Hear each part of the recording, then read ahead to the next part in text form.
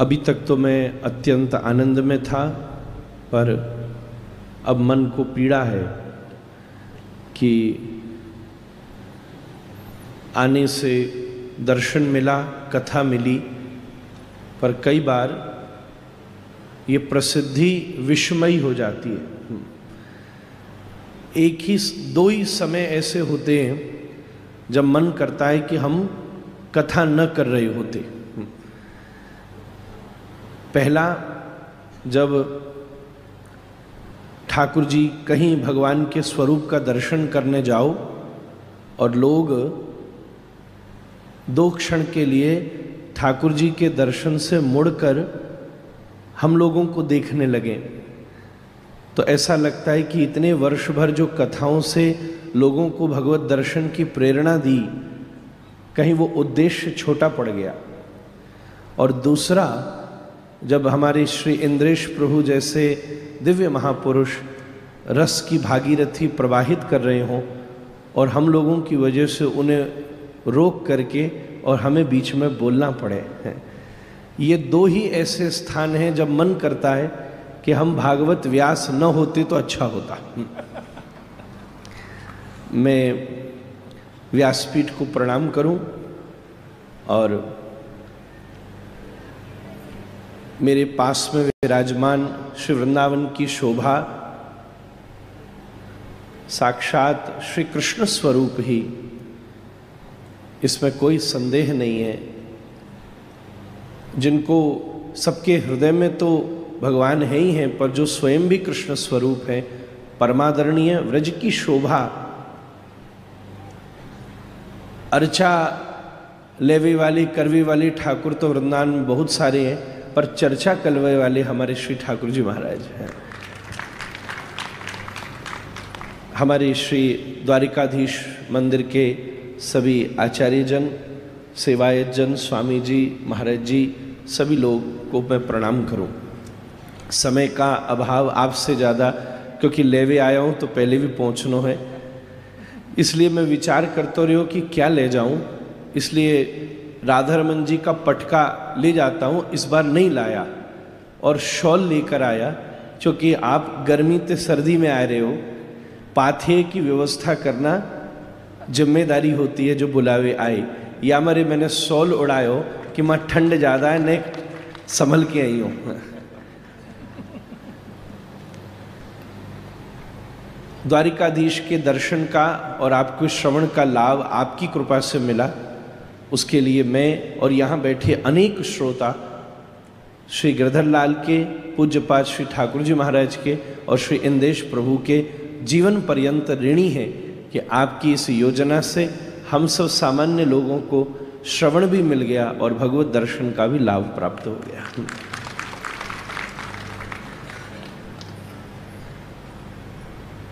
हम लोग राधा रमन जी की सेवा करते हैं, पर एक चीज में आप हमसे आगे हो कि हमारो ठाकुर बैठैया है, तुम्हारो ठाकुर घुमैया है। महाराज हमारा लालत तो बैठैया है, वो तो नेक बस बाहर ते भीतर ही करे, कहू कहू वो भी गर्मी माऊ थोड़े देना, नहीं तो भीतर ही बैठो रहे कुंज माऊ, कौए ने घुसे भी ना देवे और बाहर भी ना निकलन देवे। पर यह मामले में हमारे श्री गिरधर लाल घुमैया ठाकुर है, हर साल कहूँ न कहूँ घूम में निकले। जैसे घर के मुखिया घर वालन को लेके वर्ष में हॉलीडे मनावे जावे ना एक बार, सो हमारे श्री गिरधर लाल प्रभु अपने सब परिवार और परिकर को लेके एक एक स्थान पर सवन को आनंद करावे के त्याई जावे। ऐसे श्री गिरधर लाल प्रभु के चरणों में कोटि कोटि प्रणाम है महाराज। आप ऐसी प्रार्थना करो हमें भी घुमौआ ठाकुर मिले कबू तो आनंद होवे महाराज। दूसरी चीज, एक हृदय में मेरी बात बहुत मुझे उल्लसित करती है, आनंदित करती है कि क्योंकि मैंने उसका स्पंदन जीवन में अनुभव किया है और उस पर आपके सौभाग्य के लिए पूरी ब्रह्मांड को लुटाया जा सकता है और मैं उसकी अनुभूति कर रहा हूँ, बचपन से करता आया हूँ। ऐसा सौभाग्य सबको नहीं मिलता कि पुत्र सामने बैठकर कथा कह रहा हो और पिता उसके सामने बैठकर उसको आशीर्वाद दे रहा हो।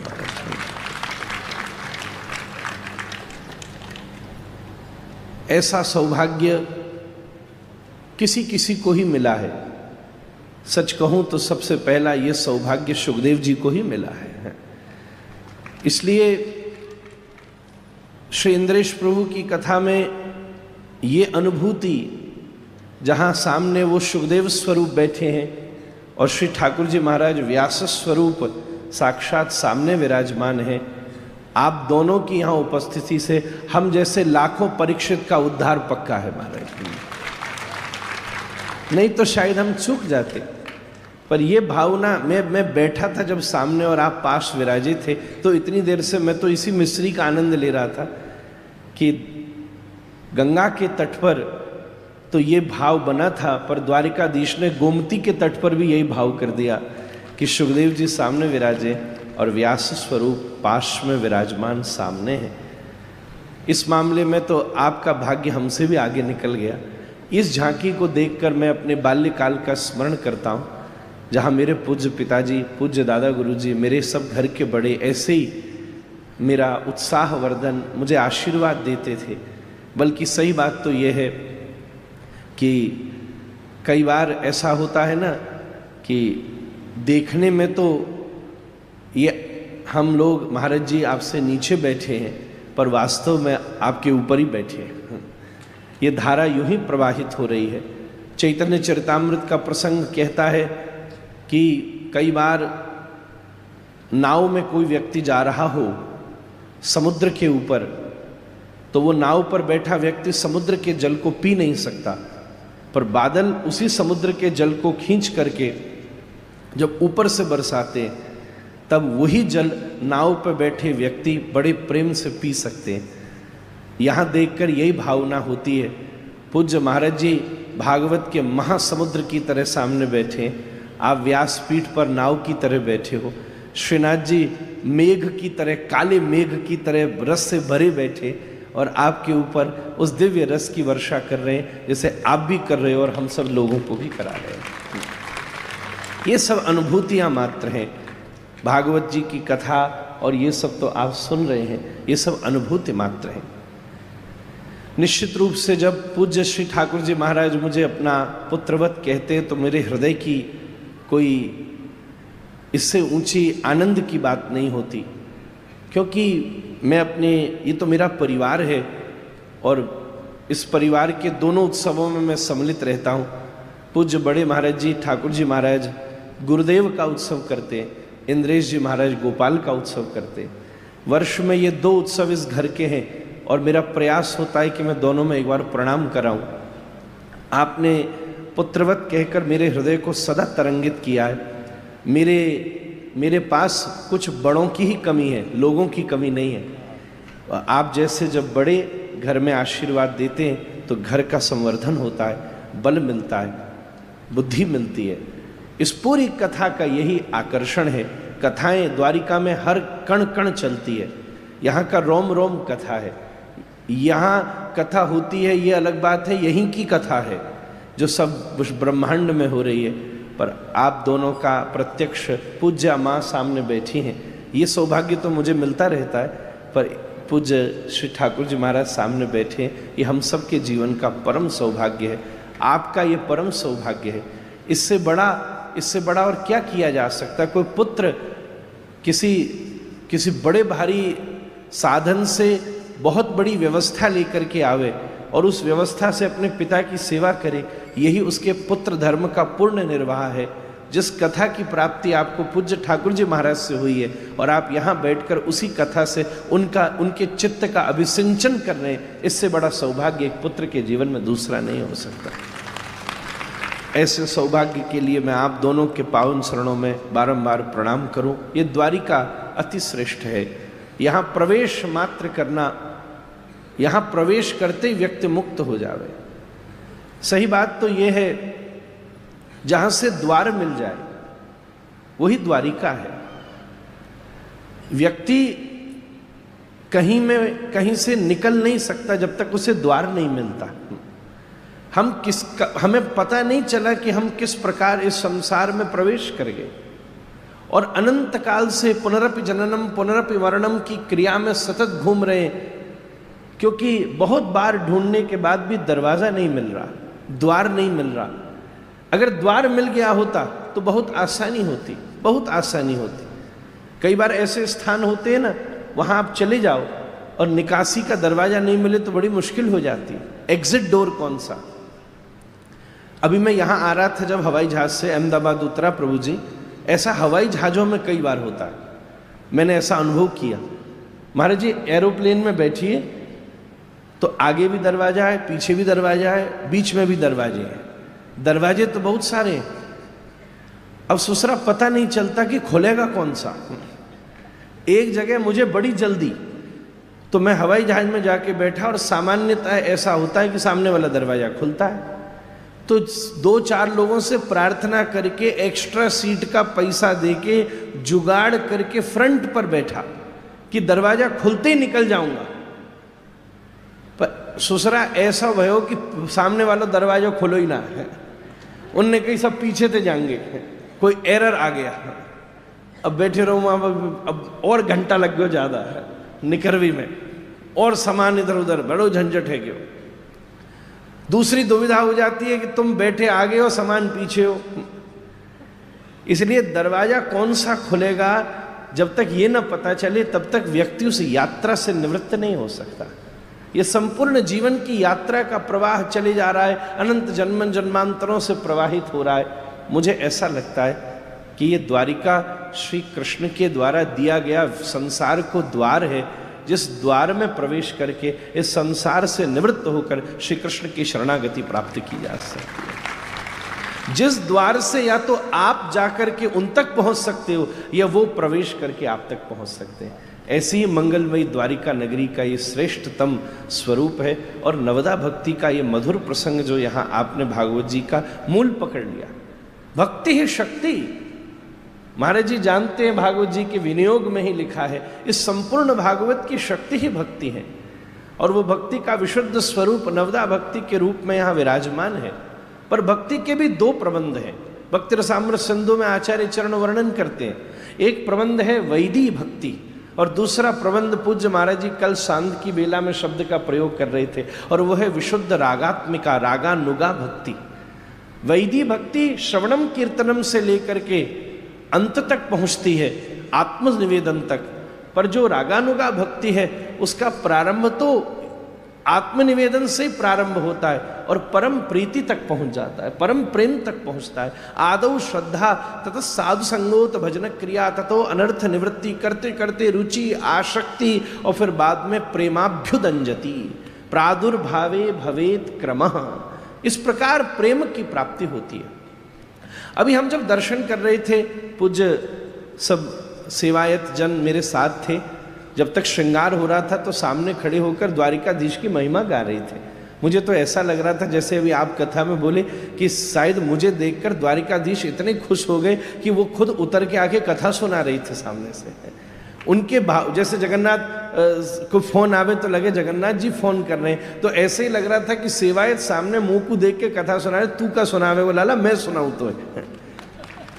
और उसी समय भावना बनी कि यहाँ ठाकुर जी चतुर्भुज हैं, क्योंकि तमद्भुतम बालकम भुजक्षणम अभी आप श्लोक कह रहे थे। तो वहां चर्चा में श्री रूप गोस्वामी पाद का एक भाव प्रकट हुआ। महाराज जी, समय तो मैं ज्यादा ले रही हूं, बस अब 1 मिनट में मेरो ही हवाई जहाज निकल जाएगा। तो वहां पर रूप गोस्वामी पाद को भाव आयो कि श्री रूप गोस्वामी पाद जब महाप्रभु जी से मिलने गए, उस समय आपको स्वप्न आया है और आपने वहां से लौटकर 2 ग्रंथ लिखे, एक ललित माधव और एक विदग्ध माधव। एक ग्रंथ है जिसमें श्री वृंदावन के श्री कृष्ण की रसानुभूति का प्राकट्य है, और दूसरी में द्वारिका लीला में कैसे वृंदावन की संपुटियां हैं उसका वर्णन है। वहां संकेत करके आचार्य चरण वर्णन करते हैं कि द्वारिकाधीश चतुर्भुज क्यों हैं। 2 भुज कृष्ण के हैं पर 2 भुज श्री राधा रानी के हैं। हमारे ये ऊपर वाले जो 2 हाथ हैं, क्योंकि प्रिया जी गोपनशीला हैं, ठाकुर जी ने हृदय में विराजमान कर रखा है, इसलिए जो ऊपर वाले 2 हाथ हैं ये साक्षात श्री प्रिया जी के ही हैं। ये चतुर्भुज रूप में श्री राधा श्याम युगल स्वरूप वहीं पर विराजमान है। यही भावना तद्वत प्रतीत होती है, क्योंकि द्वारिका में बैठे श्री कृष्ण सतत प्रिया जी की स्मृति करते हैं, स्मरण करते हैं। रूप गोस्वामी पाद वहां एक बड़ी सुंदर द्वारिका लीला का वर्णन करते हैं। एक बार नारद जी महाराज पधारे और प्रसंग आया, सत्यभामा जी से बोले, क्योंकि वो सत्यभामा जी का भाव अलग होता है, इतनी सारी पत्नियां हैं, तो नारद जी बोले आप चाहते हो कि श्री कृष्ण सदा आपके ही हो जाए? बोले ऐसा हो सकता है? बोले हाँ जरूर हो सकता है, सदा आपके ही हो जाए। तो बोले क्या करो? बोले एक काम करो, उनको आप मुझे दान कर दो। अच्छा ऐसा? ठीक है। सत्यभामा जी ने हाथ में लिया जल, विष्णु विष्णु विष्णु कह के, और नारद जी तो निपुण है ही है, महाराज जी पूरा संकल्प करा के हिमाद्री करा दिया और करा के कहा कि मैं श्री कृष्ण को नारद जी आपको प्रदान करती हूं। छोड़ दिया संकल्प। नारद जी बड़े प्रसन्न, चलो इतनी दुनिया में डोरे, एक तो चेलो मिलो कम से कम बढ़िया। ठाकुर जी ठाड़े, बोले लो ठाकुर पकड़ो मेरी वीणा, संग संग चलो। नारद जी ले जाने लगे श्याम सुंदर को, तो सत्यभामा जी बोली कहाँ ले जा रहे हो प्रभु? रुको रुको। बोले आपने उपाय कहा था कि संकल्प करने के बाद में इनके बराबर की वस्तु मुझे दे देना, तो ठाकुर जी को मैं वापस लौटा दूंगा। तो लो तराजू लगाओ, फटाफट तराजू लगाओ, अभी मैं इनके बराबर की वस्तु देती हूं। ठाकुर जी को तराजू के एक तरफ बिठाया और दूसरी तरफ सत्यभामा जी घर की सबरी सामग्री ले आई, सब धर दी, तराजू हिला नहीं। सत्यभामा जी घबराई। थोड़ी देर में आसपास और जो महर्षियां थी उनसे भी कहा, वो भी सब सामान ले आई, सब धर दिया, तो भी तराजू हिला नहीं। अब सत्यभामा जी घबराने लगी। नारद जी बोले मेरा स्वभाव है, मैं तो एक स्थान पर ज्यादा ठहरता नहीं हूं, इसलिए चलो चलो मुझे जाना है सत्यभामा जी, और द्वारिकाधीश आप भी चलो, आपकी पत्नी ने ही दान कर दिया जब, तो क्या बच्चों अब पत्नी का हुए दान करते तो कहाँ डोरे को वो फिर महाराज। ये बात गृहस्थी जाने महाराज, आप क्या को मोड़ो हिलाए रहे। तो अभी वैसे आप तो परे पहुंच गए, इंद्रेश जी को प्रवेश ही ना भयो। या हमारे अभी आप दोनों यार चीजें कम पकड़ेंगे, हम बैठे हैं यहाँ बैठे हैं, महाराज जी बैठे, ये सब हम लोगों के अनुभव की बातें। अब क्या करें महाराज, हमें आप पे डराए ना रहे हो, चिंता मत करो ऐसा कि डर गई महाराज ऐसा हो जाएगा। हालांकि बहुत सारी दुनिया बाट लगाई बैठी है कि जे तो बैठे हैं, इनके बगल में कौन बैठे बारी आ गई। तो हम तो ठाकुर जी से प्रार्थना करें ये भी जल्दी चतुर्भुज हो में महाराज। द्वारिकाधीश चतुर्भुज की कथा है गई, अब ये भी इसलिए शायद आए हैं यहाँ, हाँ, क्योंकि बिहार को क्षेत्र है तो ब्रज द्वारिका मिलन महोत्सव महाराज। ठाकुर जी चतुर्भुज करें ने मैया, कोई ढूंढ के ला बढ़िया सी महाराज बैठी भाई। सो मैं पूरी बात कर दूं। वही समय सत्यभामा जी घबराने लगी। रुक्मणी जी सो बोली तू तो कछु लेके आए, पड़ला भी ना हिलो, तू तो कछु ला। सब रुक्मणी जी पधार के बोली ये सब सामान हटाओ, तराजूते सब हटाओ, और अपने आंगन को तुलसी को दल लेकर के आई। सोने की बढ़िया सुंदर सलाई लीनी और अष्टगंध में डुबो करके वह सलाई से वह तुलसी दल के ऊपर लिखो श्री राधे, और लिख के जैसे ही तराजू पर धरो ओ पड़ला गयो नीचे और ठाकुर जी गए ऊपर। ऐसे श्री प्रिया जी के नाम की महिमा द्वारिका की लीला में श्री कृष्ण को सदा तरंगित करती है, सदा प्रसन्न करती है। ऐसे जब आप महाराज जी हम सब लोग ब्रजवासी जब आते हैं तो ठाकुर जी प्रसन्न हो जावे कि हमारे जननी जन्मभूमिश्च स्वर्गात् अपि गरीयसी, हमारी जन्मभूमि को कोई आयो है। ठाकुर जी परम प्रसन्न हो में, तरंगित हो में। चारों स्थान आपने चुने, मैं तो कहूँ ठाकुर जी कृपा करें चारों ही स्थानन पे उत्सव होवे, चाहे वर्ष बदलतो रहे, जो गोवर्धन नाथ जी की कृपा हो। मेरा परम सौभाग्य है कि यहाँ उपस्थित रहकर आपको प्रणाम करने को अवसर बने हुए। आगे सो मेरी प्रार्थना है कि मैं आगे सो जब भी आऊँ कथा से पहले पहुँच जाऊँ तो आप बोलवे की आज्ञा करियो तो ही मैं आ सकूँ दोबारा, या के बाद में जब कभी मैं दोबारा उत्सव में पहुँचूँ तो ऐसो जुलम मोते मत कराइयो महाराज। बीच में बैठो हूँ, आपकी अब व्यासपीठ की आज्ञा है तो माननी पड़ेगी, या हमारे मैं प्रार्थना करके निवेदन अपनो वाणी विश्राम कर रहे हूँ कि आके अगले बरस अगर मेरो आवो बनेगो ही बनेगो, गोवर्धन नाथ जी कृपा करेंगे तो वामे अगर मैं कथा ते पूर्व आ जाऊँ तो आप आज्ञा करियो, और अगर बात तक बैठो रहूं तो आज्ञा करियो, ये बीच वाला जुलम मोते मत करियो महाराज, नहीं तो ऐसी पीड़ा हुए कि हम खाक कथई चौ करते। इतने महापुरुष आए, आप भी पधारे, आप भी पधारे, पर ये एकमात्र बदनामी है व्यासपीठ पर बैठवे की कि हमारे आवे से आपकी धारा में अवरोध भयो। ऐसो जुलम कौवे नहीं करना चाहिए कभी। ऐसी भावना सो आपके पावन चरणों में, उपस्थित संतवृंदों के चरणों में, हमारे वृंदावन की प्रत्यक्ष सचल ठाकुर जी महाराज के चरणों में प्रणाम पूर्वक, माँ के चरणों में प्रणाम पूर्वक अपनी वाणी की पुष्पांजलि व्यासपीठ को मैं समर्पित करता हूँ। श्री गिरधर लाल प्रभु की। जब एक शब्द आता है मुझे, उसमें हमारे राधा रमण लाल आपको ठाकुर मिलके बैठे, व्यासपीठ पर दोनों बैठे, एक तरफ गिरधर लाल बैठे, एक तरफ राधा रमण लाल बैठे। तो यह देख के मेरो मन क्या गुनगुना रहा था कि मेरो राधा रमण गिरधारी, गिरधारी श्याम बनवारी।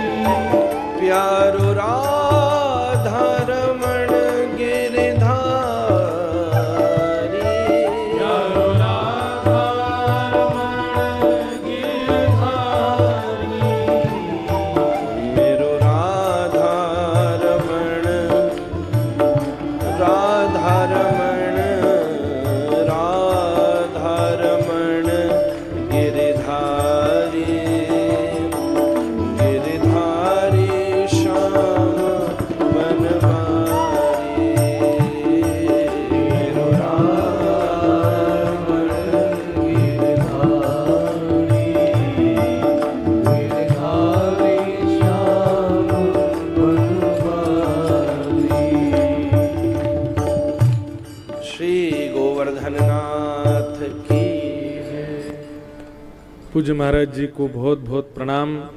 आप महाराज जी इतना संकोच मत करियो कि बीच में बुलवायो। आप ही कह रहे कि ये प्रवाह बीच में अवरोध हुआ। अवरोध नहीं हुआ महाराज जी, यमुना जी वृंदावन से बहती बही जा रही हैं, लेकिन प्रयाग में जब गंगा से मिल जाए तो प्रयागराज के स्नान को महत्व बढ़ जाए। तो ये धारा तो बही रही 7 दिन ते गिरधर स्वरूप में, लेकिन आज आपने आकर के या में अपनो प्रवेश करा करके या कुछ संगम बना दियो। अब जब इनने स्नान किया तो संगम के स्नान को फल मिलो है सबन को। तो आप बिल्कुल ऐसा विचार मत करो कि ये अवरोध। आप अगली कथा में बीच में आए तो बीच में ही बुलवाऊंगा मैं। ये जुलम तो होगा ही। हम पूज्य गुरुदेव भगवान से प्रार्थना करें कि उत्सव की बधाई महाराज जी को अर्पित करें। और महाराज जी आपको भी हम सौल दे के भेज रहे हैं कि आप भी सर्दी में ही जा रहे हो। तो आपकी भी लाल जी खूब रक्षा करें। श्री राधा रमण लाल की, प्यारे गिरधर लाल की, लाला के बाबा की, बाबा के लाला की, लाला बाबा दोनों की, पूछरी के लौठा की। महाराज जी पधारे, आपको खूब खूब शुभकामना और या मंगलमय उत्सव के खूब खूब बधाई। आप अगले उत्सव की अभी घोषणा राज भोग आरती में होगी। आपको मैं मैसेज कर दूंगा महाराज जी अगले उत्सव की कहाँ की पर्ची आई, अब इसे टिकट कराई ली हूँ। खूब आनंद करेंगे। अभी बंधुओं महाराज जी प्रस्थान कर रहे हैं। हमको भी कथा लगभग 12 बजे तक आज विश्राम देनी है, क्योंकि फिर बाकी के सब लोगों को भी गुना के लिए अहमदाबाद से हमारे संग जो सब हमारे परिकर के हैं अहमदाबाद पहुंचना है, तो कथा का विश्राम भी समय पर होगा। हम लोग श्रीमद् भागवत के अब क्रम को तो पूर्ण हमने क्रम स्पर्श ही नहीं किया, बस भाव रखा था, पर फिर भी मन में भाव है कि भागवत जी का अंतिम श्लोक गा करके कथा को विश्राम देंगे। फिर पूज्य गुरुदेव भगवान सबका थोड़ा मंगलाशासन और हमारे पूज्य जगन्नाथपुरी वाले पूज्य महाराज श्री पधारे हैं। आप श्री का आशीर्वचन भी 2 मिनट सबको प्राप्त हो जाएगा। उसके बाद कथा को फिर विश्राम देंगे। फिर ठाकुर जी की राजभोग आरती होगी। आरती के बाद ठाकुर जी के आगे 4 पर्ची रखेंगे। हमारे जगन्नाथपुरी वाले महाराज जी और पिताजी आकर के जिस एक पर्ची को उठाएंगे उसी की उद्घोषणा मंच से होगी। आप लोग अपनी तैयारी कर लेना। सब लोग मेरे साथ भागवत जी का अंतिम श्लोक भाव से कहो। नाम संकीर्तनम यस्य, नाम संकीर्तनम यस्य, सर्व पाप प्रणाशनो, सर्व पाप प्रणाशनो, प्रणामो दुख समनः, प्रणामो दुख समनः, तम नमामि हरिं परम, तम नमामि हरिं परम। नाम संकीर्तनम यस्य, नाम संकीर्तनम यस्य, सर्व पाप प्रणाशनो, सर्व पाप प्रणाशनो, प्रणामो दुख समनः, प्रणामो दुख समनः, तम नमामि हरिं परम, तम नमामि हरिं परम। नाम संकीर्तनम यस्य, नाम संकीर्तनम यस्य, सर्व पाप प्रणाशनो, सर्व पाप प्रणाशनो, प्रणामो दुख समनः, प्रणामो दुख समनः, तम नमामि हरिं परम। तम नमामि हरिं परम। जिन भगवान का नाम संकीर्तन समस्त प्रकार के जीवन के ताप संतापों से निवृत्त करता है, ऐसे भगवान के परम पावन नाम को हम बारंबार प्रणाम करते हैं, बारंबार प्रणति करते हैं। बंधुओं, 7 दिवस के इस ठाकुर जी के मंगल में पंचम पाठोत्सव में आप सब पधारे। आप सबका बहुत बहुत धन्यवाद। यहाँ पर कई लोगों ने बहुत सेवाएं ठाकुर जी के सन्मुख की हैं, पर मेरा पता नहीं क्यों ऐसा भाव रहता है कि लाल जी के उत्सव में किसी का नाम प्रकट नहीं हो, आपकी भी भावना नहीं हो कि हमारा नाम लिया जाए, अगर उस नाम से मान प्रकट हो। इसलिए हमने किसी का नाम नहीं लिया मंच से कि ये प्रधान है या प्रधान है। आप और मैं कर्ता हो सकते हैं, लेकिन कारण तो केवल श्री गिरधर लाल जी हैं। आप और मैं कितनी भी व्यवस्थाएं कर लें, ठाकुर जी की इच्छा नहीं होगी तो हम और आप कोई उत्सव नहीं कर सकते। ये जितने भी उत्सव यहाँ बने, रात्रि में जो भी कार्यक्रम हुए, जितने भी संत वृंद पधारे, ये मेरी आपकी सामर्थ्य से संभव नहीं था। ये सब लाल जी की इच्छा थी। बस लाल जी का एक स्वभाव है कि वो कारण हम लोगों को बना देते हैं, लेकिन मूल कर्ता तो ठाकुर जी ही हैं। ऐसे हमारे लाल जी, उनसे हम प्रार्थना करेंगे कि आप सब लोगों को खूब बल दें कि आप लोग अगले उत्सव में भी पधारो।